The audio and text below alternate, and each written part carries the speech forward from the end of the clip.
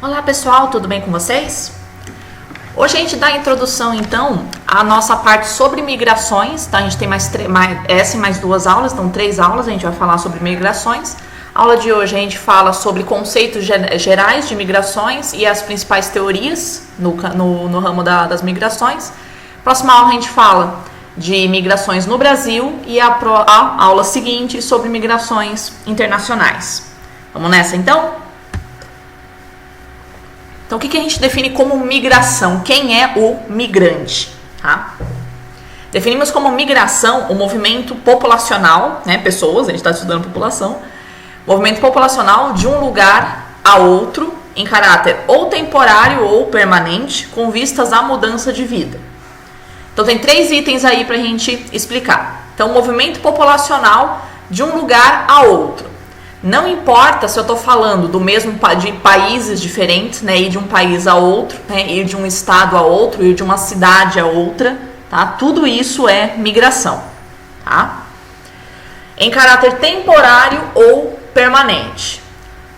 Durante muito tempo a gente estudou como migração aquela mudança populacional que se dava somente em caráter permanente, pelo menos que tinha o desejo de ser permanente.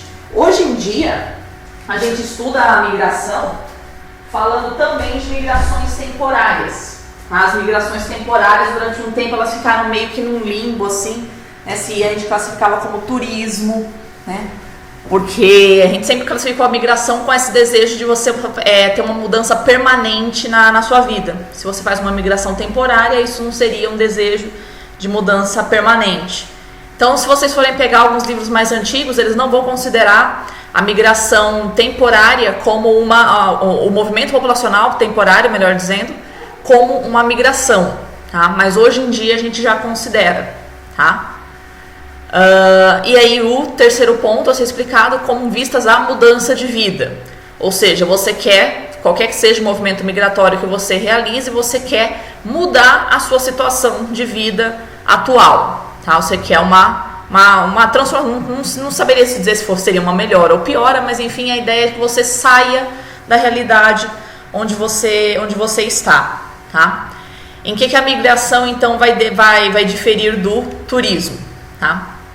A gente define como turista aquela pessoa que sai do seu domicílio, passa pelo menos 24 horas fora do seu domicílio, então isso implica um pernoite, né, fora do seu domicílio, e não tem objetivo de mudar de vida, tá? Isso que difere o turista do migrante. O turista quer simplesmente espairecer, mas depois ele vai voltar para a realidade dele, tá? O migrante, ele não quer voltar para a realidade dele, tá? Ainda que seja temporário, você sai para poder estudar, por exemplo, né? Mas na hora que você volta, então você está com um grau de estudo a mais, então você buscou uma mudança na sua vida, na sua rotina, tá? Por isso que hoje em dia a gente coloca então a migração temporária como migração, tá? Então esses 3 tópicos, então você vai de um lugar para outro, não interessa qual é o tipo de lugar, ou temporário ou permanente, então as duas estão englobadas aí, e o objetivo é mudar de vida, tá? Então o turista não tem o objetivo de mudar a sua realidade de vida. Perfeito? A gente vai observar, uma crítica séria que eu faço com relação aos estudos de imigração, grandíssima parte dos estudos de imigração em geografia enfocam sempre na questão econômica. A pessoa ela vai migrar em busca de um salário melhor, em busca de condições de trabalho melhor, tá?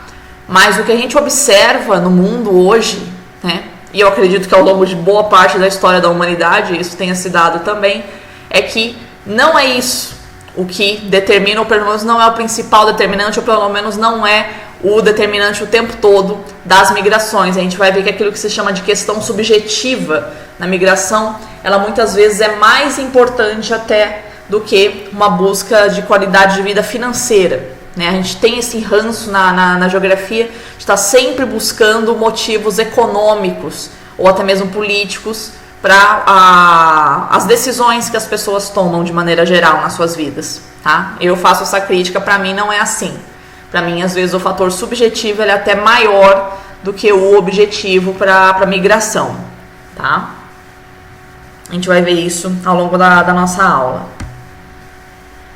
Então, passando aqui algumas teorias que foram feitas ao longo da história da sociologia e da geografia da população em termos da mobilidade humana. Então, por que as pessoas se movimentam? Então, a gente tem o grupo das teorias funcionalistas organicistas. Como que seria esse grupo? São teorias que vão explicar a mobilidade humana em termos de mistura de populações, né, fazendo estados ficarem mais fortes ou mais fracos, enriquecidos ou empobrecidos, tá? Como se fossem, né, enxergando os estados e populações como organismos, né, que vão se fortalecendo ou vão se enfraquecendo, tá? Então a gente tem, por exemplo, a teoria do Émile Durkheim, que a gente chama de lei da mecânica do equilíbrio social. O que é essa teoria? O que ele vai dizer aqui? Então, os povos mais fortes tendem a incorporar os povos mais fracos, ou seja, né, um povo que for mais forte, ele vai tender a ir expandindo os seus domínios para cima dos povos mais fracos. E os de maior densidade se dirigem para áreas de menor densidade, ou seja, áreas que estão mais lotadas, a gente tende a expandir, a espalhar a população para áreas que estão menos lotadas. Então, você tendo, né, o mais forte indo para os lugares onde estão os mais fracos e os mais lotados indo para os lugares onde estão menos lotados, qual seria o resultado disso? Então, sempre existirão movimentos populacionais de um país para outro, porque não existem dois países iguais, né? Sempre existem países mais fortes e países mais fracos, sempre existe país que está mais cheio e país que está menos cheio. Então, nesse sentido, nunca vai deixar de existir, né, mudança populacional para o Durkheim. E a migração e a mistura de povos vai determinar o enfraquecimento das tradições e a perda das diferenças de origem. Por quê? Na medida em que o povo mais forte vai incorporando o mais fraco, ele vai impondo a sua cultura ao mais fraco. Então, as culturas do povo mais fraco, elas vão tendendo a desaparecer. Até que, no final, no último final da humanidade, só vai existir uma cultura, né? À medida que sempre o mais fraco for sucumbindo perante o mais forte. Tá? O que a gente poderia dizer a respeito dessa teoria, né? Os povos mais fortes tendem a incorporar os mais fracos, né? Isso, não sei o que vocês pensariam, mas acho que é mais ou menos o que a gente observa, né? Então, a tendência é que um povo ele comece a espalhar os seus domínios, né? A população e migrando, né? Expandindo seus tentáculos sobre outras populações. Mas isso não necessariamente com população, né? A gente tem imposição cultural de uma nação a outra sem que exista essa imposição populacional, percebe? A cultura pode migrar de um lugar para outro sem que exista migração de população de um lugar para outro. Então, o povo mais forte incorporar o mais fraco, você não precisa, como diz o Durkheim, né, não precisa que esse povo migre para o local mais fraco. Ele consegue se impor à distância com as tecnologias que nós temos hoje, tá? E outra questão, né, incorreta, ou pelo menos que não serve mais para a atualidade hoje, que os povos com mais densidade se dirigem para áreas com menor densidade. Isso a gente até vê, né, num esvaziamento das cidades, um ligeiro esvaziamento das cidades, né, galera, né, cidades desinchando, mas a maior parte do planeta, o que a gente observa é justamente o contrário, né, a população migrando do campo para a cidade, por exemplo. Então, locais onde estão menos densos a população, indo para os locais mais densos, de tal forma que você não está distribuindo melhor a população. Você está produzindo em alguns pontos vazios demográficos, em outros pontos do planeta formigueiros humanos. Tá? Então, a teoria do Durkheim, hoje em dia, a gente já pode, né, criticar essa lei da mecânica do equilíbrio social, que não existe, né, esse equilíbrio social. Então, a gente pode ter, né, um enfraquecimento de uma cultura sem necessariamente a ocorrência de migração da cultura mais forte para mais fraca, né? E também o que definitivamente não acontece, né, na grande maioria das migrações, é essa de que o povo onde está mais lotado vai em cima do povo onde está menos lotado. O que a gente observa é justamente o contrário, Os locais lotados ficando mais lotados e os locais vazios ficando ainda mais vazios. Tá? O Scalabrini, ele vai fazer uma teoria um pouquinho mais neutra em relação à migração. Scalabrini era um padre, tá? E vocês vão observar, se vocês começarem a pesquisar a migração, vocês vão ver que tem muito trabalho sobre migração escrito pela Igreja Católica. Né? O que a gente observa é que ela realmente faz um trabalho assim, incisivo em cima dos migrantes, então você tem realmente muitos estudos, né, feitos por religiosos sobre a migração. Tá? Então, o que o Scalabrini vai dizer? Que a migração é um fenômeno natural, né? Então sempre teve migrantes e sempre vai ter migrantes, tá? Faz parte da população humana, né? Não ela tem esse caráter ainda, vamos dizer assim, meio nômade no seu sangue, vamos dizer. Por que acontece essa migração, né? Busca pela sobrevivência. Então, sempre que um local não estiver ofertando as condições de sobrevivência que são desejadas por aquela pessoa ou por aquele povo, ele vai tender a migrar. Então, isso explicaria por que você tem uma contrariedade em relação à teoria do Durkheim, né, de que um local mais lotado vai migrar para o menos lotado. Não. Né? Se o local que está mais lotado, né, favorece mais a sobrevivência do que o local que está menos lotado, a população vai ir do menos lotado para o mais lotado, né? Então a população ela não vai, né, tentando ficar mais livre, como prega o Durkheim. A população vai migrando, né, buscando melhores condições de sobrevivência. O que você entende por melhor condição de sobrevivência pode ser qualquer coisa. Pode ser fugir de uma guerra, pode ser fugir da fome, pode ser em busca de melhor salário, pode ser simplesmente paz do espírito que você busca, qualquer coisa, né, pode ser englobada aí nesse quesito busca pela sobrevivência. Tá? E o Scalabrini tem uma visão otimista em relação à migração, que ele vai dizer que ela favorece o enriquecimento cultural. Então, diferentemente da visão pessimista do Durkheim, né, de que as culturas mais fortes vão incorporando as culturas mais fracas, Scalabrini tem uma visão mais otimista, dizendo que as culturas elas não são simplesmente englobadas, elas se mesclam. Tá? Então, a cultura, né, mais forte, vamos dizer assim, né, ela pode sim absorver, né, elementos da cultura mais fraca, e aí elas vão todas se misturando. Né, que no final das contas a gente vai ter, né, culturalmente um grande mix na história da humanidade, né, de todas as culturas que foram amalgamadas aí. Tá? É claro, pessoal, que esse otimismo do Scalabrini só pode partir de povos esclarecidos, né? Povos tolerantes uns com os outros, de tal forma que o povo que está recebendo os migrantes assimila a cultura dos migrantes e os migrantes assimilam a cultura do povo onde eles chegaram. A gente sabe que isso nem sempre acontece, a gente sabe que tanto quem chega quanto quem recebe tem várias hostilidades em relação a ou quem chega ou a quem recebe, né? Mas, né, esse otimismo ele surgiria aí desse ideal de tolerância, né, que perpassa boa parte dos discursos religiosos. Tá? Vocês percebem que cada teoria ela tem as suas potencialidades e tem os seus defeitos. Tá? Teorias da modernização, a gente citaria, por exemplo, o Gino Germani, que ele vai trabalhar muito mais o enfoque dele com migração campo-cidade. Tá? Por isso que ele tem essa visão, né, enfocada aí na mudança cultural, né, do campo-cidade. Então, o que ele vai dizer? Que a migração ela é fruto da modernização da sociedade. Então, uma sociedade rural, à medida que ela vai se complexificando, né, a gente teria a transformação dela numa sociedade urbana. E aí a migração, então, se daria então, do campo para a cidade, do rural para o urbano. E aí, quais seriam os passos, né, dessa migração do rural ao urbano? Primeiro passo, a desagregação da sociedade tradicional. Então, a vida no campo fica insustentável, porque a maquinaria do campo fica muito cara, ou porque você tem a penetração das agroindústrias no campo, que inviabiliza o cultivo familiar, a agricultura familiar não consegue competir com a agroindústria. Então chega um momento em que a vida no campo fica insustentável, a gente não tem mais condições de viver no campo, né?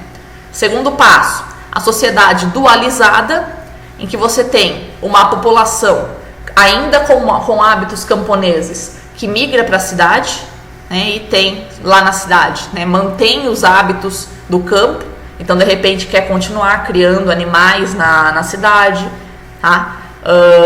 Fazer as suas necessidades no mato, que é uma coisa que a gente faz no campo, né? Então você tem modos de vida, esses dois modos de vida, né? O modo de vida do campo, o modo de vida da cidade, convivendo lado a lado. E finalmente, né, a consolidação da sociedade nova, quando finalmente, né, o modo de vida urbano vence, e aí você tem essa população totalmente transferida do campo para a cidade, adquirindo, né, os hábitos de vida urbanos, tá? A dificuldade aí, nem tanto a dificuldade do trabalho, porque na cidade também tem emprego, então emprego por emprego a gente consegue encontrar, tá? Então a dificuldade maior, né, de acordo com o Gino Germani, a dificuldade maior da população do campo para a cidade nem é tanto, né, encontrar emprego, nem é tanto você conseguir se consolidar no mercado de trabalho. Para ele a mudança mais importante é a mudança psicológica, tá? Que é uma área de estudo, né, não só com relação... Esse vai ser um dos poucos autores que vai frisar essa questão do impacto psicológico das migrações, que a gente só estuda, né, na geografia a gente só estuda, né, impacto econômico da migração, né, e eu sinto muito essa falta, né, de estudo sobre impacto psicológico das migrações, né, e ele vai ser um dos autores que enfatiza isso, né. Então o modo de vida urbano ele é radicalmente diferente do modo de vida rural. Então a pessoa que passou gerações inteiras, né, no modo de vida rural, ela vai ter sérios problemas para se adaptar à cidade. Tem uma tia minha, contando a história, uma tia minha, já passou um tempo lá em casa, ela é da roça, passou uns meses lá em casa, e aí um dia ela foi comprar melancia no mercado. Só que ela produz melancia. Então ela achou uma tremenda de uma humilhação ela ter que comprar uma melancia, né? Porque quando ela quer melancia, ela simplesmente vai lá na roça e pega a melancia, né? Ela chegou e achou um absurdo também, que ela não poderia no mercado provar a melancia antes de trazer para casa. Como assim? Se a melancia não tiver doce, eu vou comprar uma melancia que não esteja doce, estou sendo enganada. Se ela está lá na casa dela, se ela pega uma melancia que não está doce, ela simplesmente joga fora, dá para as galinhas, né? E ela não come uma melancia que não está doce, né? Na cidade você não pode fazer isso, né? Você tem que trazer a melancia para casa no escuro. Se ela estiver doce, você come. Se ela não estiver doce, você vai ter que comer mesmo assim, porque afinal você pagou aquela melancia, né? E ela ficou discutindo lá com o dono do mercado. Falou: essa melancia tá doce? Ele, tá, como é que eu vou saber se eu não consigo abrir a melancia? Não pode abrir a melancia. Se ela não tiver doce, eu venho reclamar, viu? Eu moro bem ali. Você vai ver se eu não venho reclamar se ela não tiver doce. Desse jeito, né? Então são certas coisas que a gente tem, só para contar um acontecimento bobo assim, mas só para mostrar, né, que a visão de mundo que a gente tem no campo, ela é completamente diferente da visão de mundo que a gente tem na cidade, né? Então é humilhante ter que comprar uma melancia, e é humilhante ter que comer uma melancia, ser obrigado a comer uma melancia que não está doce, tá? Então essa é a grande dificuldade que a população do campo tem de se adaptar à vida na cidade. Tem coisas no campo que você faz do jeito que você quer, e tem coisas que você não pode, né, fazer do jeito que você quer na cidade. A recíproca também é verdadeira. Tem coisas que você pode fazer na cidade que você não pode fazer no campo. Mas enfim, né, cada povo tem a sua visão, cada população tem o seu modo de vida. Daí quando você tem essa mudança, né, em função da migração, a dificuldade psicológica de você conseguir se adaptar a essa nova situação. Então, isso faz realmente falta na geografia, né? A gente pensar, né, as mudanças psicológicas em função da migração. Fica a dica, né, para quem, quando for prosseguir os estudos, né, fazer alguma coisa nesse sentido. Eu acho bem interessante. As teorias histórico-culturais, que vão ser, grosso modo, as teorias marxistas, que elas vão dizer que a mobilidade humana é um fenômeno específico da lógica do sistema capitalista. Só aí eu já discordo, né? Migração, ela aconteceu em vários momentos da história da humanidade, sem que, né, existisse o sistema capitalista consolidado. Mas enfim, né? Então a gente vai falar em específico com relação ao pós-revolução industrial, né, essa situação aqui. Então quais seriam os 3 fundamentos básicos do processo migratório dentro da lógica capitalista, né?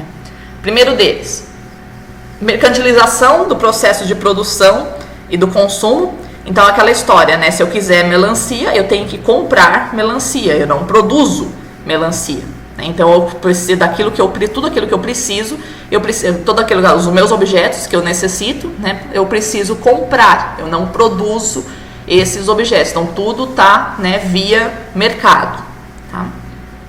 Privatização da terra, do conhecimento, dos meios de produção em geral. Então nem tudo é de todos, né? Então a terra não é coletiva, então existe gente com terra e existe gente sem terra, daí os conflitos. Existe gente com conhecimento e existe gente sem conhecimento, daí os conflitos. E os meios de produção em geral, existe gente que detém os meios de produção e existe gente que detém somente a força de trabalho, daí todos os conflitos que podem surgir a partir dessa privatização de todos os meios de produção, né? A terra e o conhecimento também podem ser considerados meios de produção, tá? E terceiro ponto é a transformação do trabalhador em mercadoria. Então, assim como tudo é mercadoria, melancia que antes não era mercadoria, hoje é mercadoria, né? Você também é uma mercadoria. E assim como se uma melancia não está doce, você pode descartar, se o trabalhador não te serve, você também pode descartar. Então, o ser humano não é mais um ser humano, ele é uma mercadoria como qualquer outra, passível de descarte quando não me serve, assim como qualquer outra, tá? Então, em cima desses 3 processos aí é que você vai ter o fenômeno migratório, tá? Porque você não consegue lidar com o custo do modo de vida de um local, você não consegue lidar com o fato de você ser desprovido dos meios de produção e você não consegue lidar com o fato de não conseguir vender a sua força de trabalho naquele local. Então, acontecidas uma ou mais dessas 3 coisas, a gente vai buscar sobrevivência em outro lugar, tá?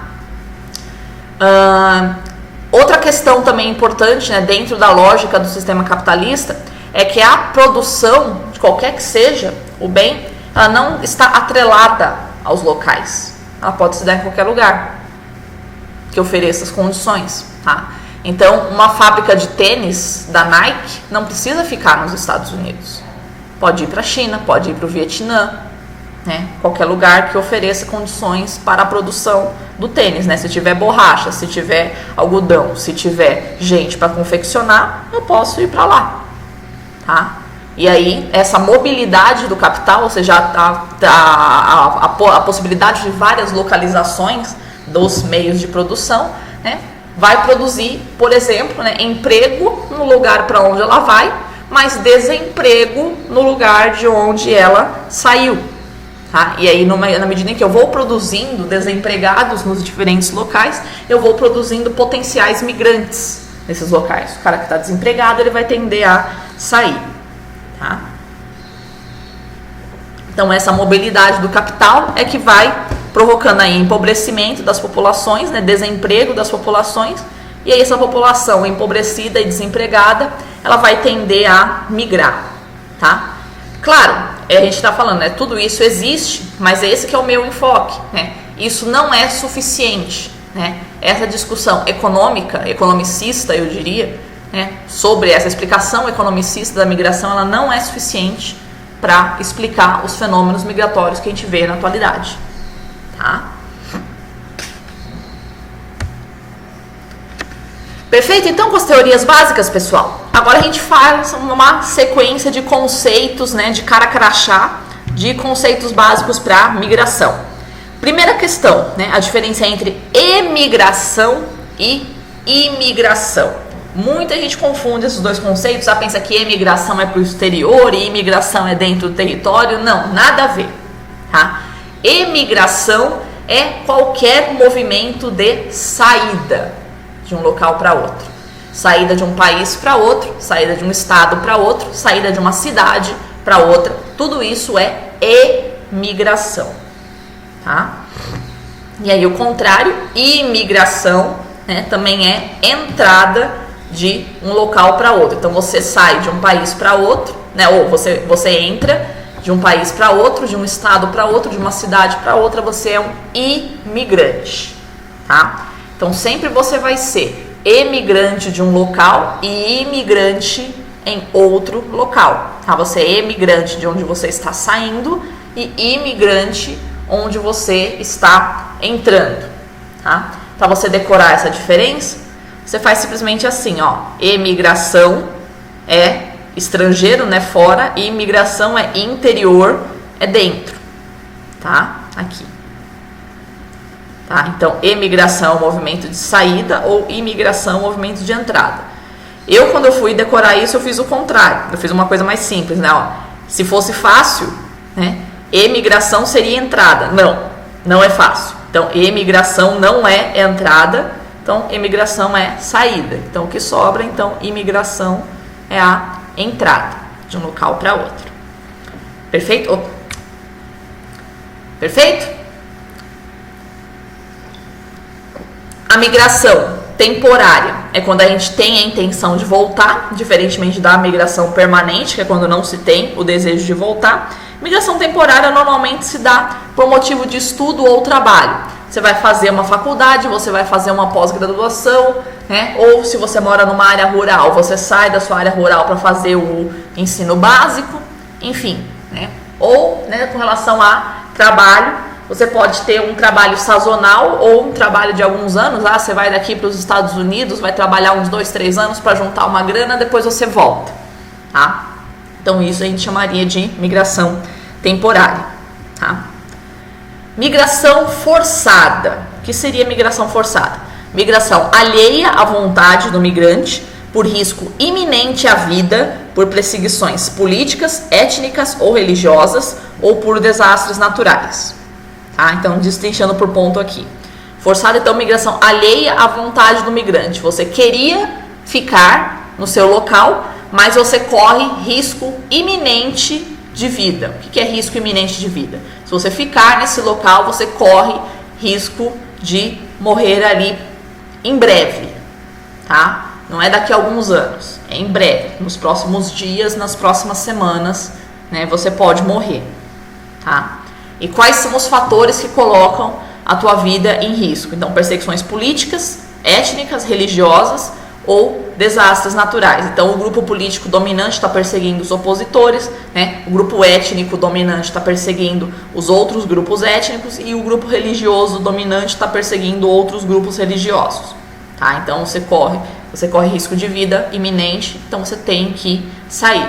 Ou por desastres naturais, um furacão, um terremoto, um vulcanismo, tá? Que arrasou com a tua cidade, a cidade toda está prestes a cair, né? Em função do terremoto, em função do furacão, né? Então você tem que sair, tá? Então isso a gente entende como migração forçada, aquela em que existe risco de vida iminente, tá?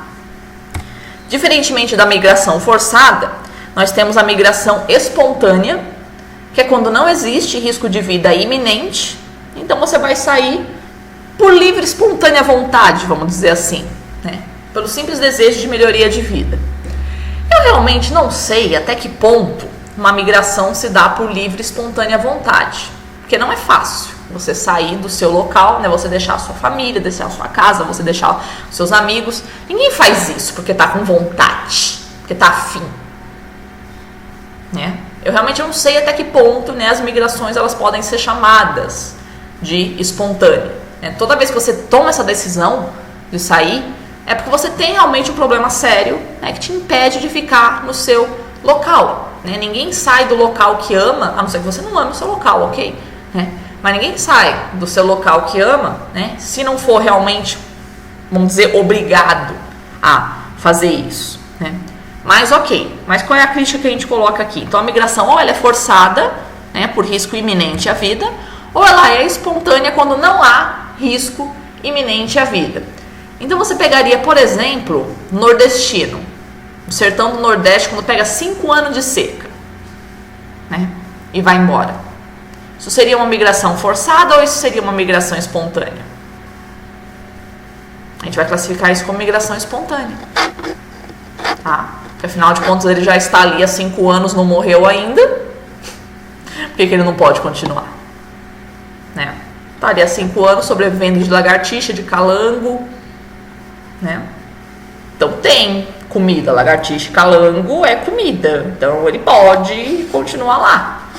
Né? Você já sobreviveu todo esse tempo, então ele pode sobreviver mais. Então isso seria classificado como migração espontânea. Então o cara que ele sai com essas condições terríveis de vida ali, né? Se não é risco iminente de vida, isso não é classificado como migração espontânea. Ou isso não é classificado como migração forçada, é classificado como migração espontânea. Eu não sei até que ponto uma pessoa que está sobrevivendo de calango por anos, na hora que decide sair fora, isso é realmente uma migração espontânea. Mas enfim,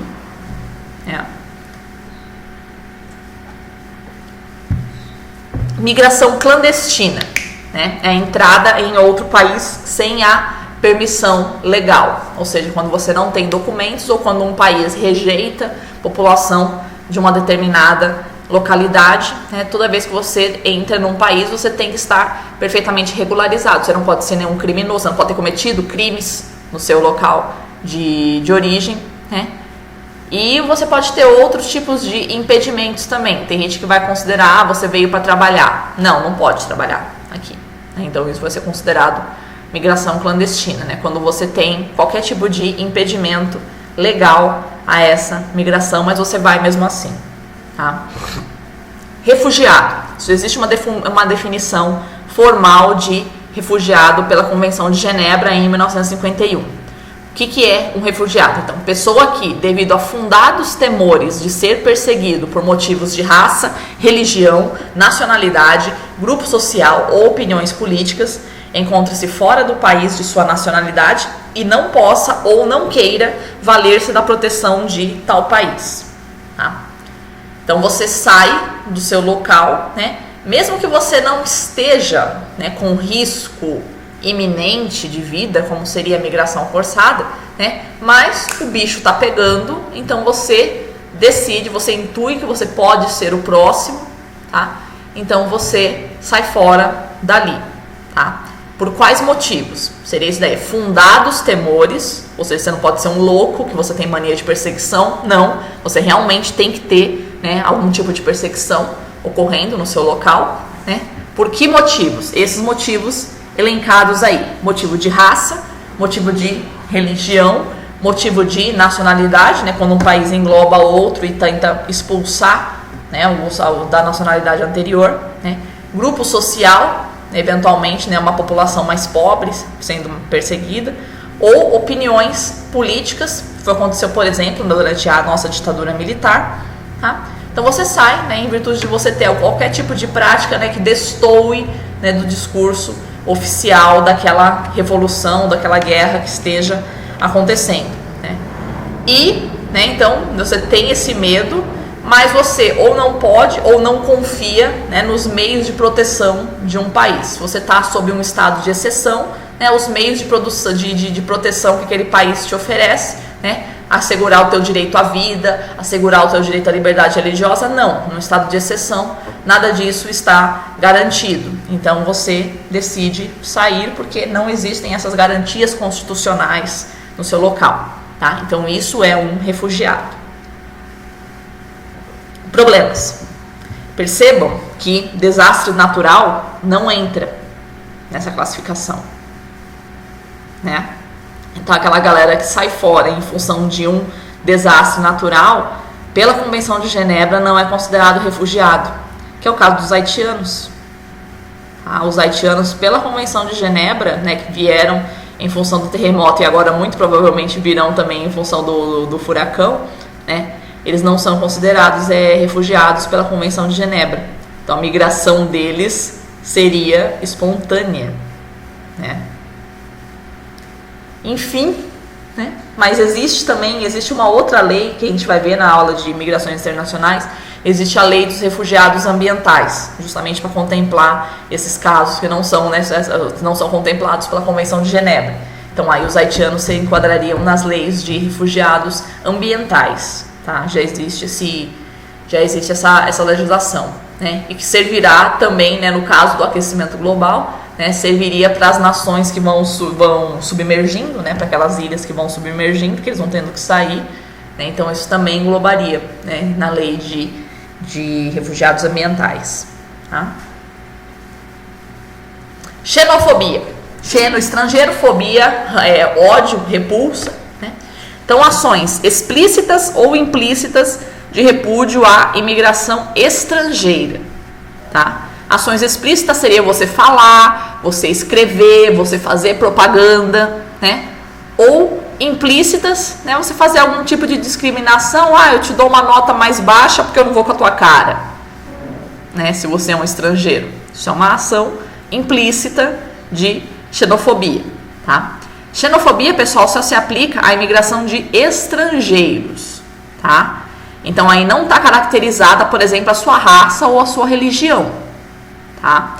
Então você pega, vamos pensar, um norte-americano que vem aqui pro Brasil. Eu sou branca, o norte-americano é branco, né? Eu posso hostilizar esse norte-americano por ele ser norte-americano, né? Então não é uma hostilização em função da raça, nós somos da mesma raça, né? Mas eu estou hostilizando o cara em função dele ser um estrangeiro, tá? Então o simples fato dele ser estrangeiro me provoca uma repulsa, mesmo que ele seja da mesma raça que eu, mesmo que ele seja da mesma religião que eu, tá? Se eu tenho repulsa por uma população que não é da mesma raça que eu, não é da mesma religião que eu, mas está dentro do meu território, ele é brasileiro, eu hostilizo alguém que é de uma raça diferente à minha, de uma religião diferente à minha, mas o cara é brasileiro, assim como eu, então isso não é xenofobia, tá? Xenofobia é em função, né, da nacionalidade apenas, independentemente de raça, de religião, de posição política, do que for, tá? Muita gente confunde esses casos, né? Se eu hostilizo alguém em função da raça, né, isso é racismo, isso não é xenofobia, tá? Xenofobia é uma hostilização em função da nacionalidade, tá?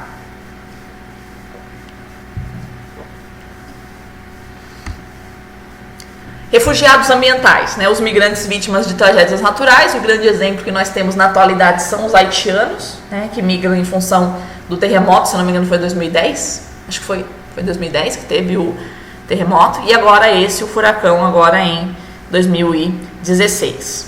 Tá? Anistia, né? Chamamos de anistia o perdão da irregularidade. Então você simplesmente constata o fato de que você tem, né, milhares de imigrantes ilegais no seu país, né? E você convida-os à regularização da sua situação, sem fazer perguntas. Tá? Então, perdoa-se tudo aquilo que eles tenham, eventualmente, né, a motivação deles terem vindo para cá. Vamos dizer assim, né? Eu veio para cá para traficar droga. Né? Não me interessa qual o motivo que você veio para cá. Se você não está mais traficando droga, você quer trabalhar, né? Vamos fazer uma documentação, vamos fazer um CPF, vamos fazer uma carteira de trabalho para você trabalhar regularmente aqui. Tá? Se eu tiver que continuar traficando droga é outra história, né, pessoal? Mas ok, né? Você quer simplesmente trabalhar, vamos fazer os seus documentos para você trabalhar. Deslocados internos, que a gente utiliza o termo em espanhol desplaçados, tá? Os deslocados internos são as migrações forçadas dentro do próprio país, tá? Então, de um estado a outro dentro do país. Quando eles saem, né, a gente chama de emigração forçada, tá? Mas você está dentro do mesmo estado, ou seja, você pressupõe que ainda existam garantias de direitos dentro daquele estado, né? Estado, né, tendo como noção o governo federal, tá? Então, o governo federal de um país ainda tem, né, garantias de de integridade da sua vida, né, dos seus direitos, a liberdade, a sua prática religiosa. Mas, de repente, um local do país não está te favorecendo, né, então você sai, né, de um estado em direção a outro, né. Aí quais seriam esses motivos, né? Violência, desordem pública ou incapacidade de resolução de problemas pelo Estado, né? Mas ainda dentro do país, ou seja, ainda vigora um Estado de direito, não estamos ainda num estado de exceção, né? Então alguma região do país está em conflito, a galera vai saindo de uma região do país para dentro do mesmo país, tá? Apátrida, pessoa sem cidadania reconhecida por nenhum Estado, tá? Foi o caso dos palestinos durante um tempo, tá? É o caso que a gente nota naquele filme, como é que chama o filme, meu Deus? O Terminal, né? A hora que vocês já devem se lembrar, na hora que ele, né, o cara tá no avião, aí durante o voo dele, o país dele simplesmente deixa de existir, então ele não pode ingressar nos Estados Unidos porque ele não tem nacionalidade, tá? Então, se não existe, né, se você vive de um local em que não é reconhecido, que nenhum país reconheça a sua nacionalidade, nós chamamos isso de apátrida, ou seja, você não tem pátria. Então você não pode ter nenhum documento, nem nada. Situações mais terríveis que a gente pode pensar. Tá? Asilo, né? Proteção garantida por um Estado a um estrangeiro em seu território contra o exercício da jurisdição do Estado de origem. De repente você é perseguido, por qualquer motivo você é perseguido no seu Estado de origem, né? Você migra, então, para outro país, isso a gente concede o que a gente chama de asilo político, ou seja, o outro país assume a proteção da integridade da sua vida. Ou seja, mesmo você sendo estrangeiro, né, um país, o outro país que não é o seu, né, vai garantir a sua integridade, porque o seu país de origem não garante a sua integridade. Tá? Isso aqui nós chamamos de asilo. A pessoa que pede é um asilado, tá? Não confunda. Exilado é quem sai, né? O termo, né, para quem pede asilo é asilado, tá?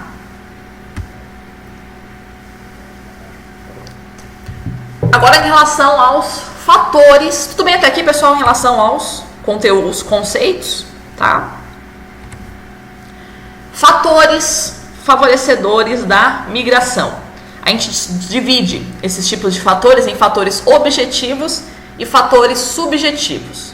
Seriam fatores objetivos, grosso modo, problemas materiais. Tá? Fatores subjetivos seriam problemas psicológicos que te levariam à migração. Então, o que seriam os fatores objetivos da migração? Busca por um melhor salário, busca de um melhor custo de vida, busca de mais acesso a serviços. Né? Então, quando você mora no campo, os hospitais são muito longe, eu quero morar num local onde o hospital seja mais perto. Tá? Você muda para cidade. Isso é considerado um fator objetivo. Então, grosso modo, né, quando um local não oferece os meios materiais que você deseja, você muda para outro local. Tá? Os fatores objetivos de imigração, eles são comandados então por diferenças de desenvolvimento demográficas e sociais. O que seria isso? Os países, ou as cidades, ou os estados, né, têm diferenças de desenvolvimento, um é mais desenvolvido que o outro. Tem diferenças demográficas, um tem mais gente, outro tem menos gente, ou um tem uma população mais envelhecida, outro tem uma população mais jovem, né? E sociais também, um tem predomínio de uma tal etnia, outro tem predomínio de uma outra etnia, um tem predomínio de uma religião, outro tem predomínio de uma outra religião, né? Ou de visões políticas também, isso pode acontecer, tá? Então, os fatores objetivos, né? Então, eles surgem, né, esse desejo de melhoria de vida, ele surge dessas diferenças, né, dessas desigualdades que existem entre os diferentes locais. Né? Então eu moro numa região mais pobre e eu quero morar numa região mais rica para tentar mudar de vida. Então eu migro dessa região mais pobre em direção à região mais rica. Tá? Então é possível a migração em função de questões materiais, porque os locais não são iguais materialmente. Tá? Fatores subjetivos, né? Aquelas que não são questões materiais. Então, questões culturais, familiares, psicológicas, paisagísticas, religiosas e cívicas. Né? Então, questões culturais. Ah, eu gosto mais da cultura manezinha, não gosto da cultura paulista. Né? Paulista só come pizza, eu gosto de comer ostra e tainha. Então eu vou para um lugar onde tem a ostra e tainha, então eu vou para Florianópolis. Tá? Questões familiares. Né? Você pode ter parte da sua família morando em outro local. Aí você pode querer ir em direção à sua família, ainda que as condições de vida do local que vai te receber sejam piores do que a que você está, né? Mas você não se importa com isso, você quer a reunificação familiar. Então isso seria considerado fator subjetivo, quando você ignora que o local para onde você está indo é pior do que o local onde você está saindo, mas pelo menos você está com a sua família, né? Isso já é um grande ganho para você, tá? Questões psicológicas, né? Vamos pensar assim, eu não gosto de barulho, eu não gosto de trânsito, né? Então eu vou para um local que é mais tranquilo.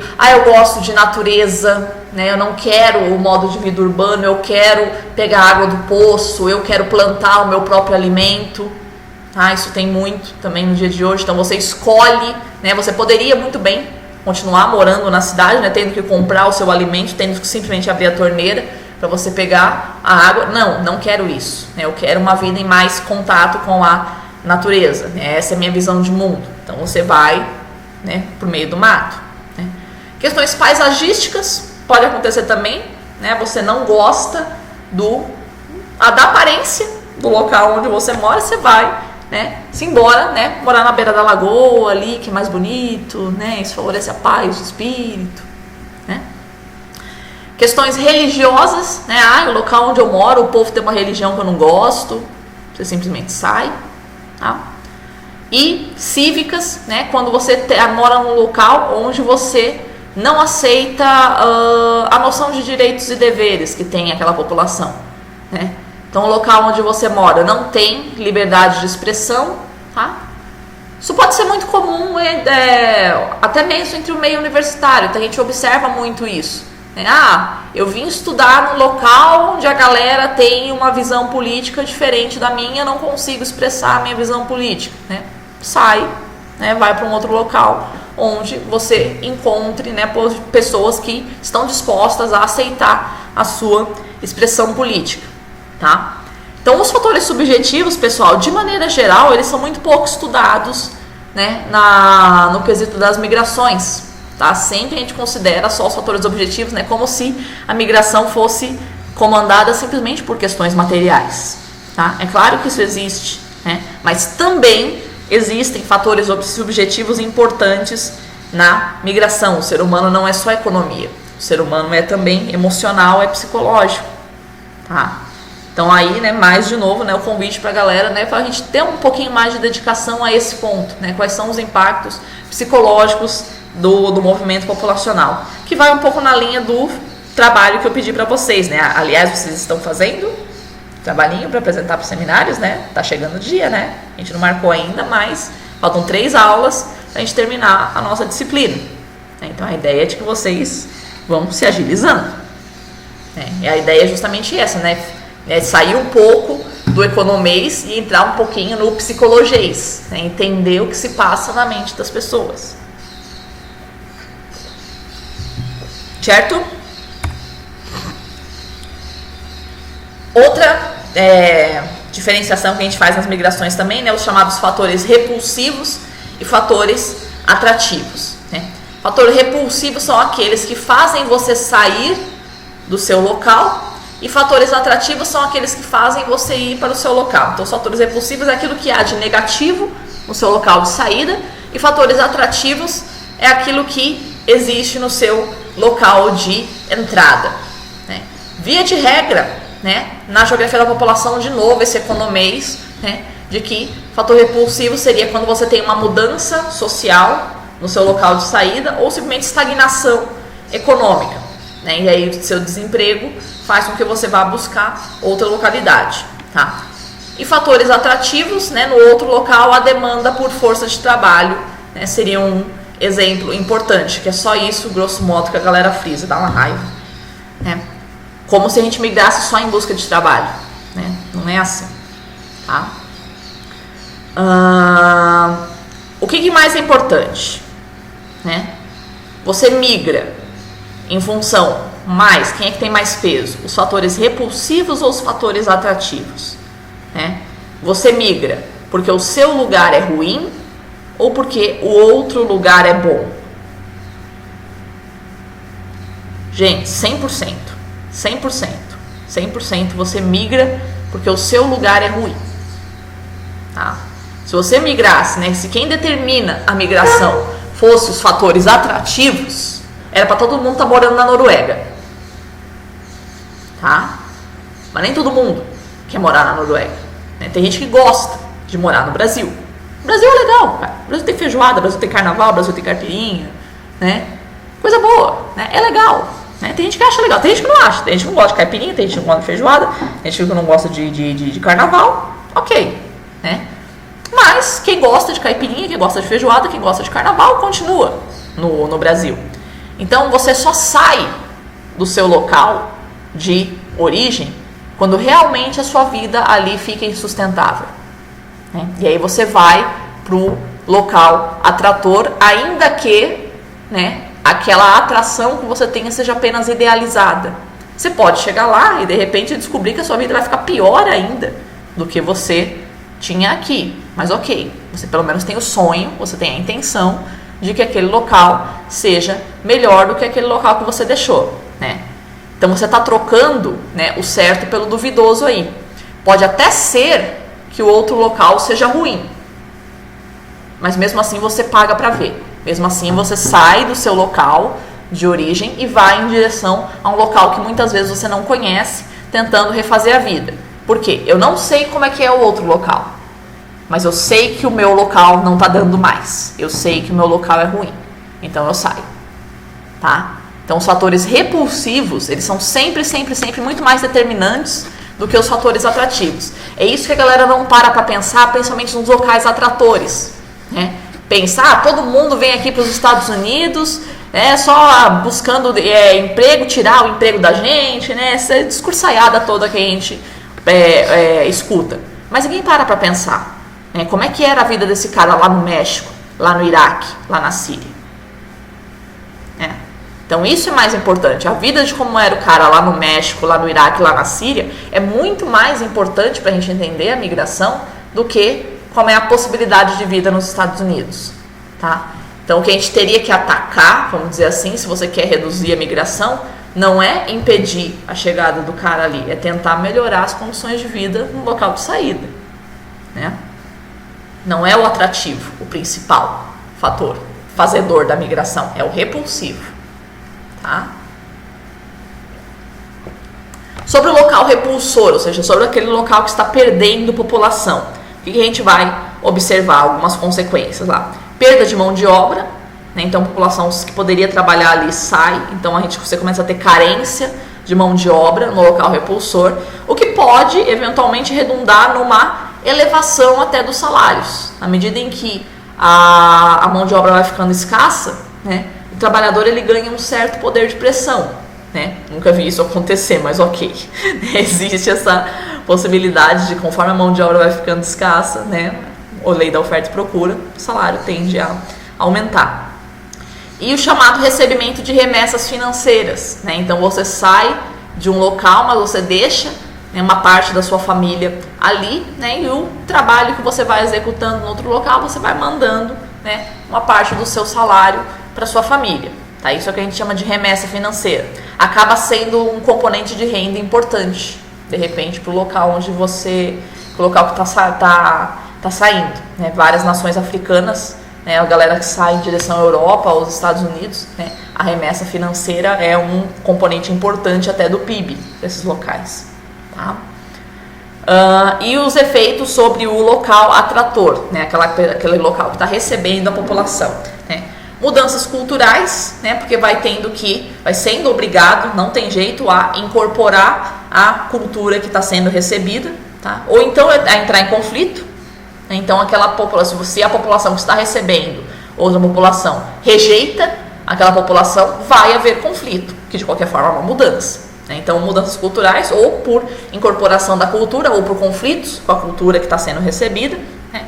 Mudanças urbanísticas, então vai tendo que ter mais casa, vai tendo que ter mais rede de água e esgoto, vai tendo que ter mais comércio, né, à medida que a população vai crescendo, e elevação da demanda por produtos e serviços. Então essa população, um aumento de população, você vai levando a tendo que ter uma ampliação das estradas, né, ampliação dos hospitais, ampliação do comércio, ampliação, né, da moradia, né, ampliação das escolas, tá? Então todo o padrão arquitetônico urbanístico da cidade vai sendo modificado, tá? Da cidade não, né, qualquer local que está recebendo. Alguns outros fatores que determinam também o processo migratório, né? O sexo, a idade e o grau de instrução, né? Então, vai ter alguns tipos de migração que favorecem mais homens ou favorecem mais mulheres, tá? Uma migração para a construção de uma grande obra civil ou pesada, né? Vamos construir uma usina hidrelétrica, né? Então, vão migrando homens, basicamente, para aquela região, tá? Vamos fazer uma migração para cuidados de idosos, né? Muito idoso na Europa, né? Quem é que vai ser cuidador dos idosos? A maior parte são mulheres que aceitam esse trabalho, tá? Então vai mais mulheres para serem cuidadores de idosos na Europa, né? Então o tipo de trabalho que vai ser exercido nos diferentes locais faz essa seleção por sexo, né? A idade, né? Para fazer intercâmbio, né? Vai mais, né, gente jovem, tá? A população aposentada que sai da cidade grande e vai morar numa cidadezinha do interior é uma população mais velha, tá? Então o tipo de migração também, né? O tipo de modo de vida que vai ser esperado ali também é seletivo em função da idade. Grau de instrução também, né? Tem trabalhos que exigem população extremamente bem qualificada, tem trabalhos que não exigem essa qualificação, né? Então você vai ter populações também em função do seu grau de instrução também migrando, né, para diferentes trabalhos em função desse grau de instrução, tá? Outra coisa que a gente observa também em relação às migrações, né, é que nem sempre aquele primeiro local para onde você foi vai ser o definitivo. Por quê? Primeiro você simplesmente sai de onde você está. O seu lugar é uma desgraça, você simplesmente sai dali, né? Vai para o primeiro local para onde você tem oportunidade. Aí você descobre, né, que aquele local nem é tão bom assim.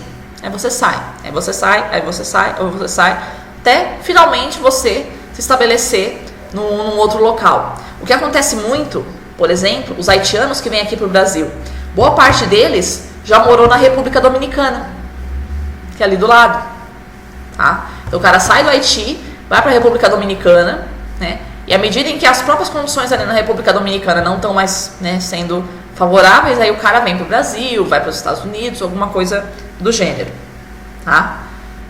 Ou o pessoal lá da Síria, né? Eles entram na Europa, né? Vai pipocando de país em país pela Europa até chegar na Inglaterra, que é o objetivo final deles, tá? Então, né, nem sempre, né, você vai de um local para outro direto, né? A maior parte das vezes você vai pipocando, né, de um local para outro, tá? E uma outra coisa importante para a gente observar é que os fluxos migratórios do século XX são os maiores da história da humanidade, por dois motivos. Primeiro, que nós temos uma população total, né, que a gente nunca teve na história da humanidade, 7 bilhões de habitantes, quase 8 já, né? Então é óbvio que onde você tem mais gente, você vai ter também maior probabilidade de migração. Então nós vemos numa época em que tem muita gente, né, então a maior probabilidade de migração. Mas não é só isso, né? A gente também tem um acúmulo de fatores que favorecem a migração. A gente tem disparidades econômicas gravíssimas de um país para outro, de um estado para outro, de uma cidade para outra, né? Nós temos intolerâncias raciais, religiosas e políticas também gravíssimas, que favorecem essa migração.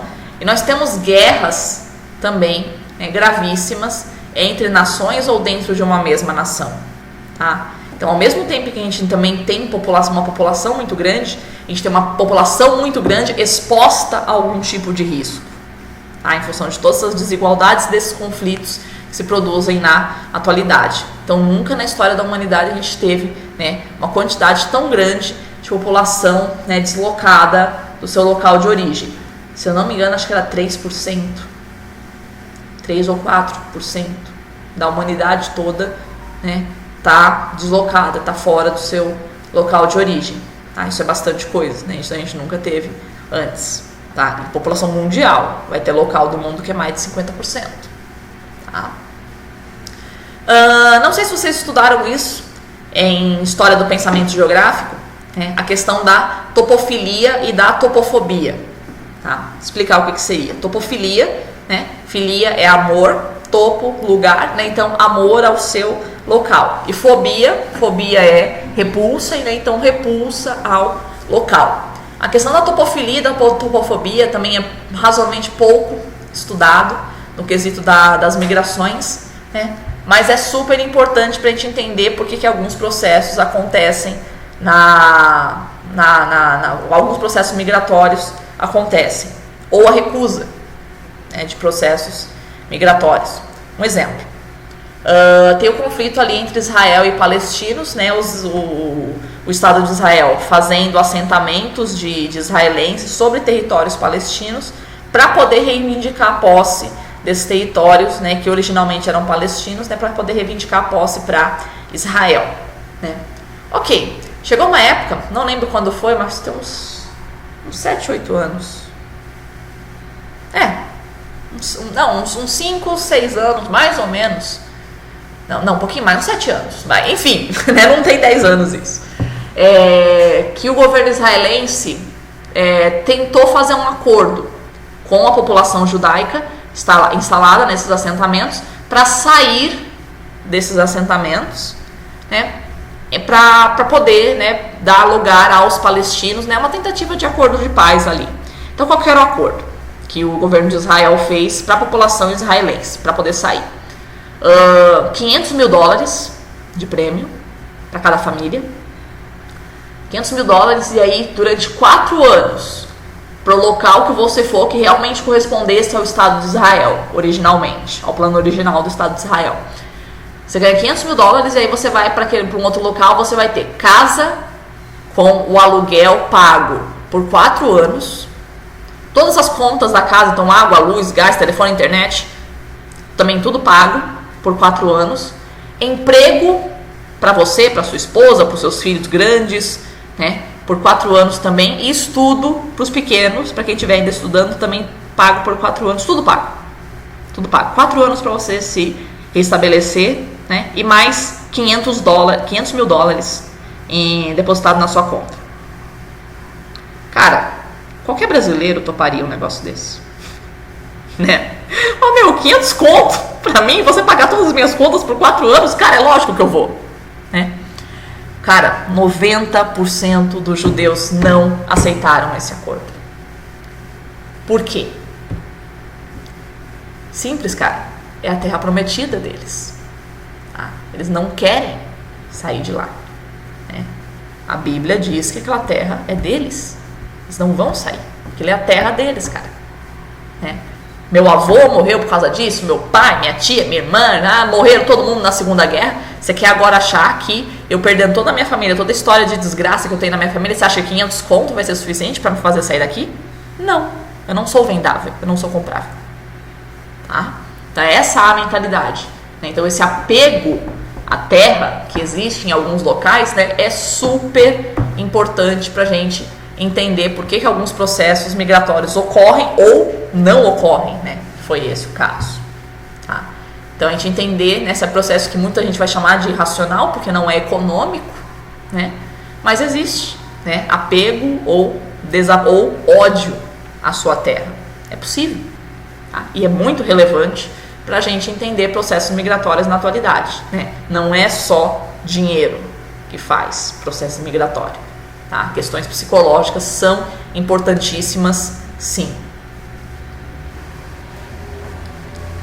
E fica sempre a pergunta, né? Aquela interrogação se migrar realmente é a melhor opção, tá?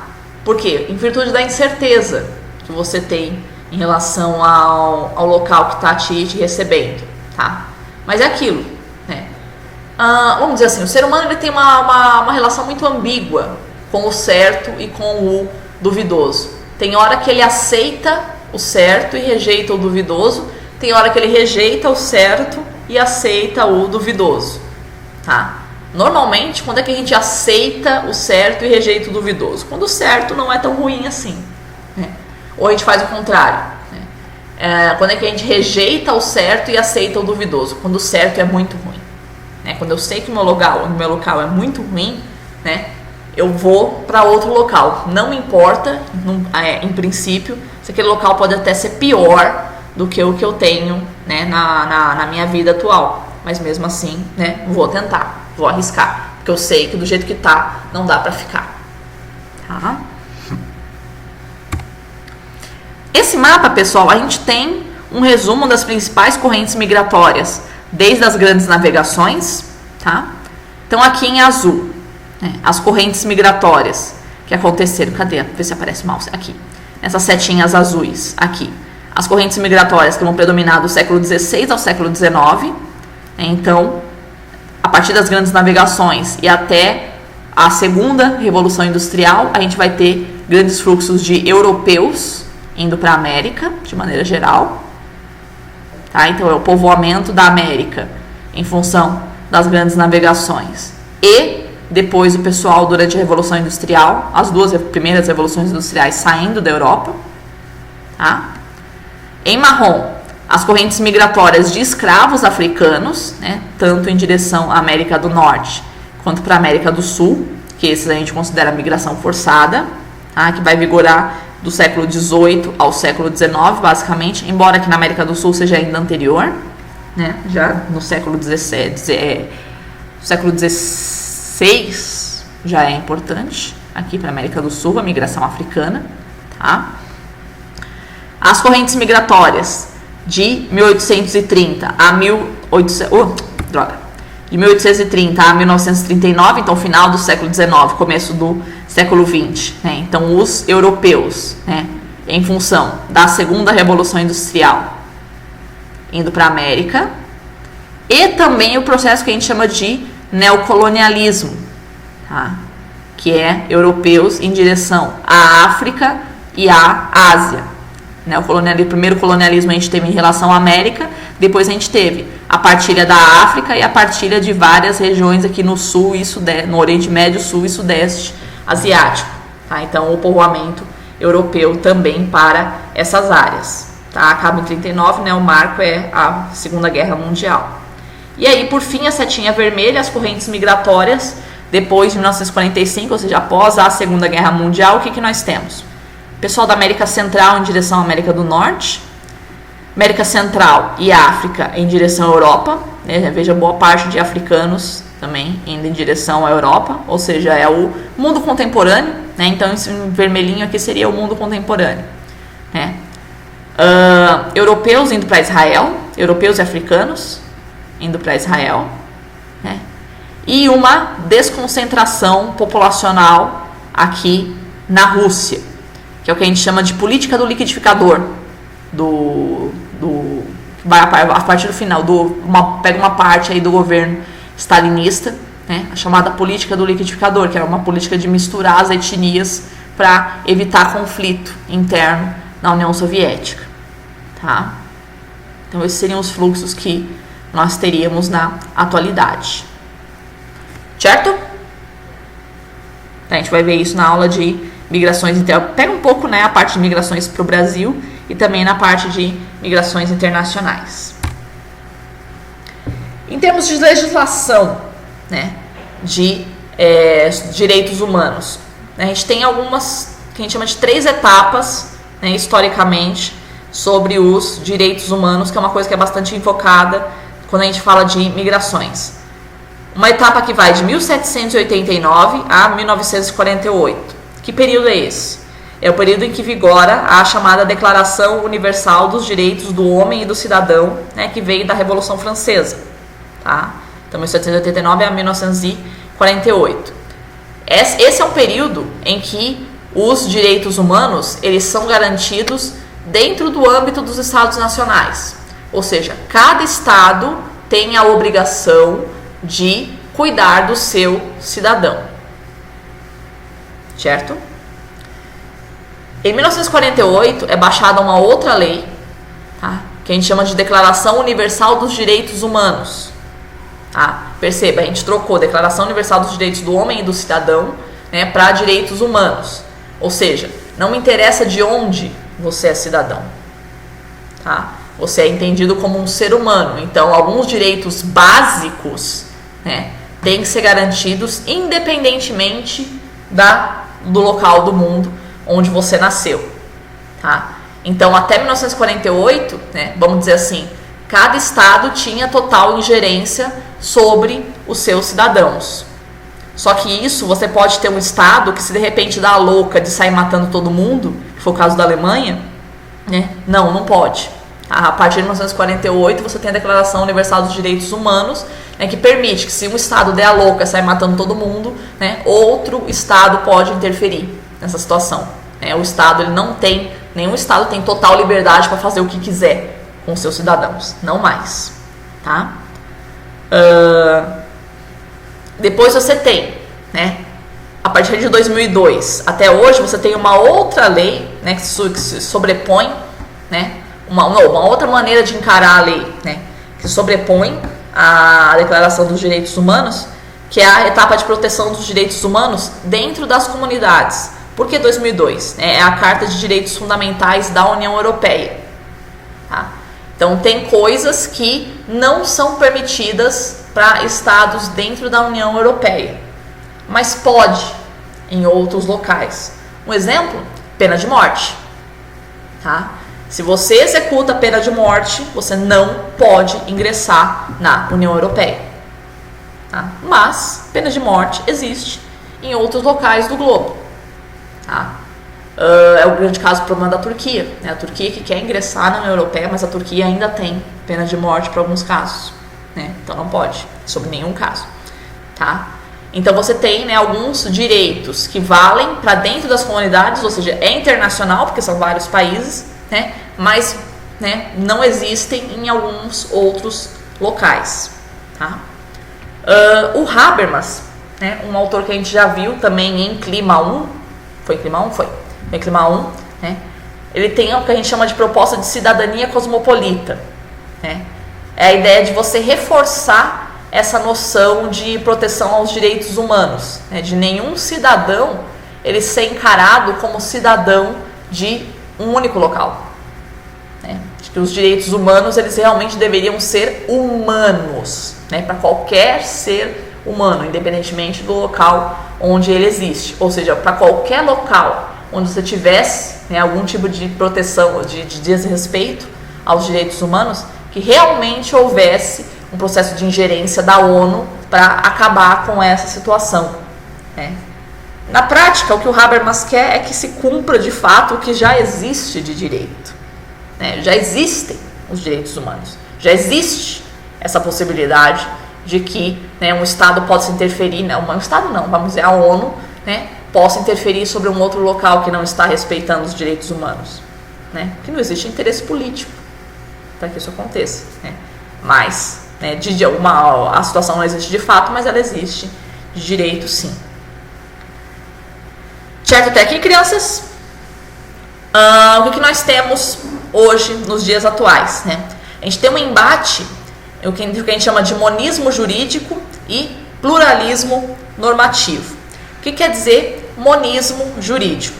É a ideia de que cada estado ele tem total liberdade para fazer as suas determinações sobre a legislação em relação à sua população, né? Em relação à sua população e a quem está chegando. Ou seja, cada estado tem autonomia para decidir sobre as suas políticas, quaisquer que sejam. Tá?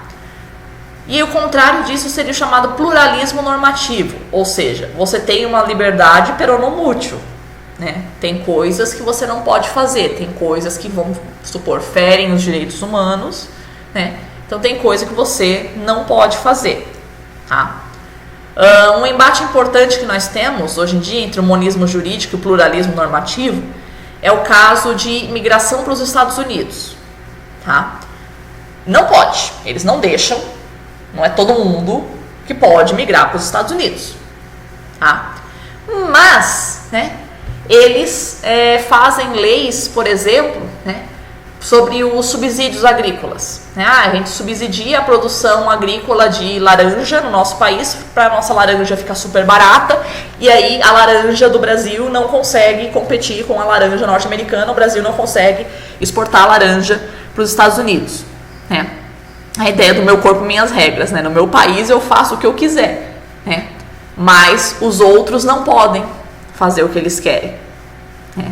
Então eu posso, né, implantar, né, medidas de políticas que valham internacionalmente, ou seja, outro exemplo, as minhas empresas, né, empresa norte-americana, isso eles acham perfeitamente normal, que se instale em qualquer lugar do mundo.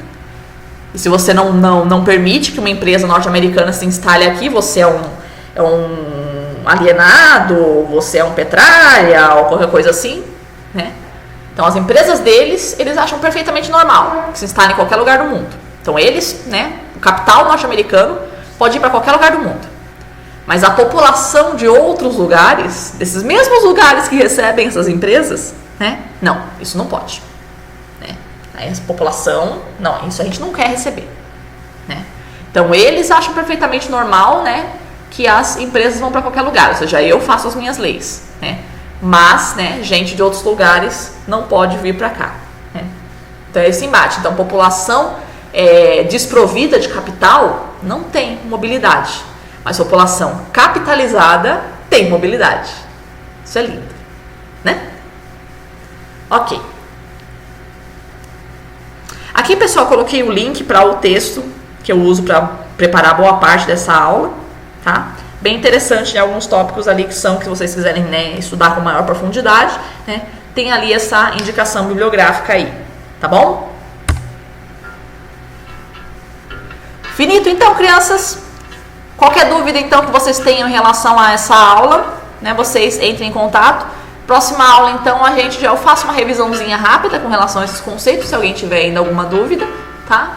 Mas aí depois a gente já entra na parte de migrações para o Brasil. Perfeito? Beijo, beijo, crianças. Estudem. Até!